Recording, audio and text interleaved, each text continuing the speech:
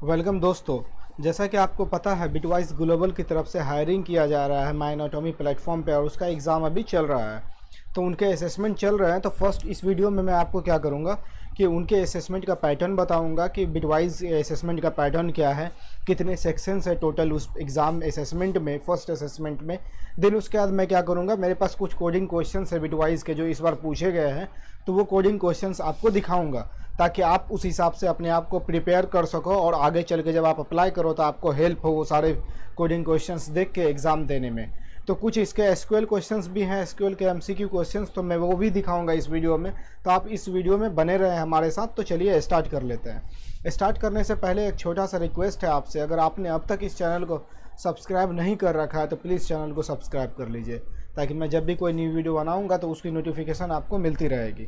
तो सबसे पहले हम लोग पैटर्न्स देख लेते हैं, उसका टोटल कितने सेक्शंस होते हैं इसमें। तो अगर आप सेक्शंस देखोगे तो टोटल सेक्शंस कितने हैं, 4 सेक्शंस है टोटल।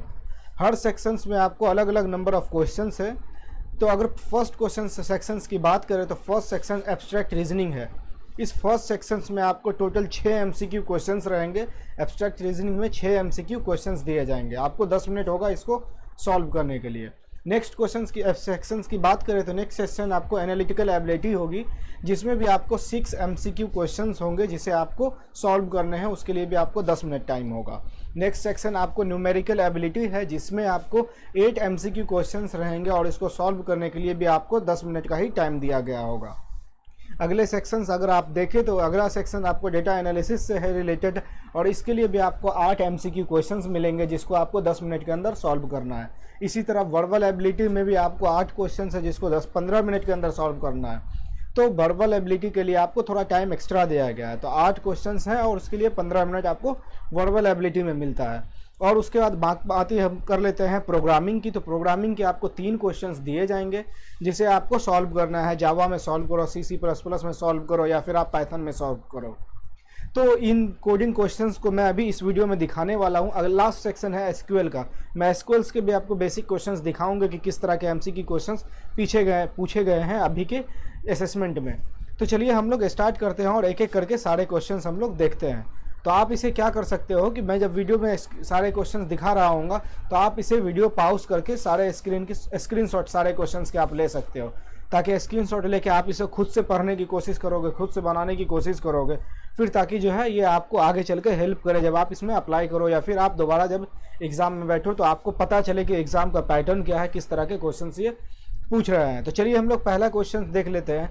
पहले क्वेश्चन का नाम है कन्फ्यूजिंग एरे और इसके लिए ये कुछ स्टेटमेंट दिए हुए हैं जो जिस स्टेटमेंट के बेस पे आपको क्या करना है, क्वेरी सॉल्व करना है। तो इसका क्वेश्चन का पैटर्न ये रहता है कि आपको ये क्वेश्चंस दिए हुए हैं, इसके जब आप कोडिंग करोगे तो आपको ब्लॉक दिए हुए रहेंगे। इस ब्लॉक में आपको कंप्लीट कोड लिखना है, जैसा कि आप देख रहे हो।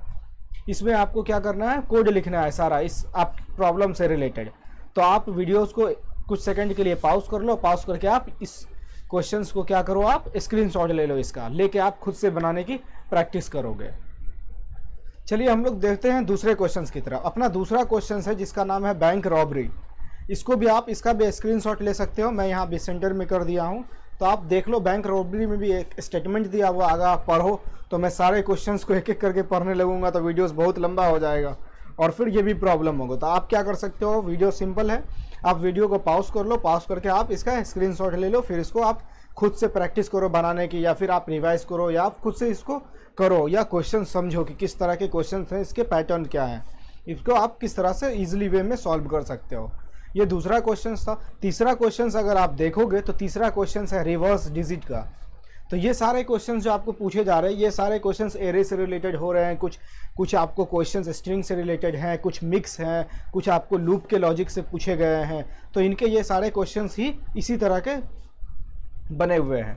तो आप देखो रिवर्स के लिए भी ये है, आप स्क्रीन पॉज करके भी इसका भी स्क्रीनशॉट ले लो। तो तीसरा क्वेश्चन हो गया आपको रिवर्स डिजिट। इसी तरह आपको अगर ये अच्छा लग रहा है कि मैं जो दिखा रहा हूँ क्वेश्चन सब जो स्टूडेंट एग्जाम दे चुके हैं वो सब स्टूडेंट ने अपना शेयर किया है, दिखाया है कि इस तरह के क्वेश्चन पूछे गए थे ताकि आगे के स्टूडेंट को इजी हो, वो अपना प्रिपरेशन कर सके। तो अगर आपको लगता है कि ये वीडियो सही अच्छा लग रहा है, आपको इससे कुछ मिल रहा है, तो आप ज़रूर कमेंट करके बताएं, हमको अच्छा लगेगा, खुशी होगी। और बाकी आपको लग रहा है तो वीडियो को लाइक कर दे, चैनल को सब्सक्राइब करना ना भूलें।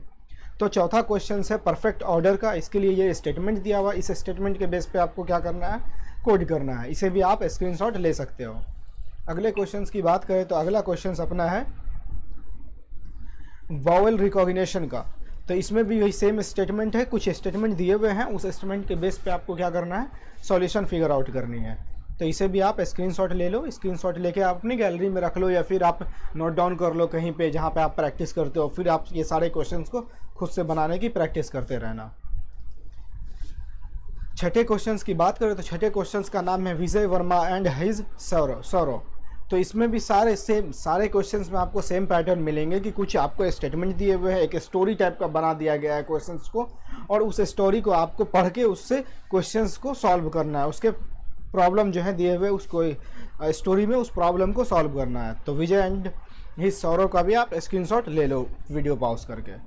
सातवां क्वेश्चन अगर मैं आपको दिखाऊं तो सातवां क्वेश्चन का नाम है एवेल्युएट द एक्सप्रेशन। तो इसमें भी वही सेम है कि आपको कुछ इनपुट दिए हुए हैं, उसके बेस पे आपको आउटपुट निकालना है। तो आउटपुट निकालने के लिए सर्टेन कंडीशन है, सर्टेन सिनेरियो दिए हुए रहते हैं, उस सिनेरियो के बेस पे आपको उसके आउटपुट निकालना है। तो आप देखो ये इसमें भी ये स्टेटमेंट दिया हुआ है, आप स्टेटमेंट को पढ़ो, स्क्रीनशॉट ले लो इसका, और इसके बाद इसको भी आप बनाने की खुद से कोशिश करो सॉल्व करने की। कहीं कुछ होता है तो फिर आप कमेंट करके बता सकते हो कि ये चीज़ ऐसे करना है, ये चीज़ आगे करना है, तो हम लोग उस पर ध्यान देंगे। चलिए हम लोग नेक्स्ट क्वेश्चंस देखते हैं। नेक्स्ट क्वेश्चंस का नाम है डिटेक्टिव्स लैंड। इसका भी सेम सिनेरियो है, आप इसे भी स्क्रीनशॉट ले लो और स्क्रीनशॉट लेके आप इजीली वे में इसे कंप्लीट कर सकते हो सारे। आप घर पे बैठ के आराम से प्रैक्टिस करो, प्रैक्टिस करके ये सारे क्वेश्चंस को सॉल्व करने की कोशिश करो। क्वेश्चंस रखो, जब आपको नेक्स्ट टाइम आप बैठोगे इन सारी कंपनीज में तो आपको ये हेल्प होगा। तो ये सारे थे, तो इन सारे का आप वीडियो पॉज करके स्क्रीनशॉट ले सकते हो। मिलते हैं हम लोग नेक्स्ट वीडियो में। Thank you so much.